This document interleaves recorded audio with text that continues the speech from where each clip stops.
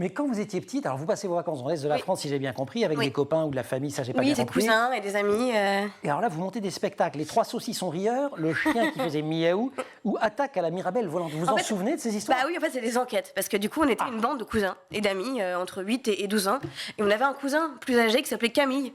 Et qui, pour nous, on était dans une maison avec un jardin.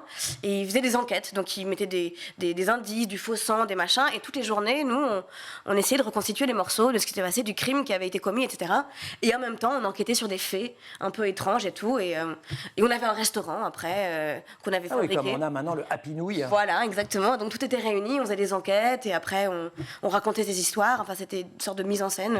Donc en fait, moi je croyais que la partie je raconte des histoires était ce qui avait de plus important pour vous, mais la partie enquête, elle est fondamentale. Bah oui aussi parce que c'est cherché en fait. Enfin, quand en tout cas, ce qui moi m'a plu dans le fait de faire les Odyssées, c'est que donc la matière, c'est une matière historique. Donc, je raconte des histoires, mais c'est des choses réelles. Et donc tout l'enjeu, c'est de transformer des récits historiques en récits d'aventure. Mais avant de pouvoir les transformer et de les écrire en récits d'aventure, il faut bosser un tout petit peu. Il faut bosser un petit peu et donc faire des enquêtes. On fait des recherches. Voilà, et on fait des recherches, tout ça, et ça c'est passionnant en fait. Si vous avez des enfants et que vous vivez dans une grotte, je vous signale quand même qu'on retrouve dans les Odyssées, podcast extraordinaire de Laure Besançon. Alors ça c'est dans le bouquin maintenant, qui est paru aux arènes et que je monte. Dans le tome 1, il y a Aliénor d'Aquitaine, Marco Polo, L'homme au masque de fer, Pirates des Caraïbes. Il y a aussi le Loch Ness, Toutankhamon, etc. Toutankhamon on le croise, c'est plutôt Howard Carter que Toutankhamon d'ailleurs, c'est les deux qu'on croise également dans le spectacle. Podcast, livre.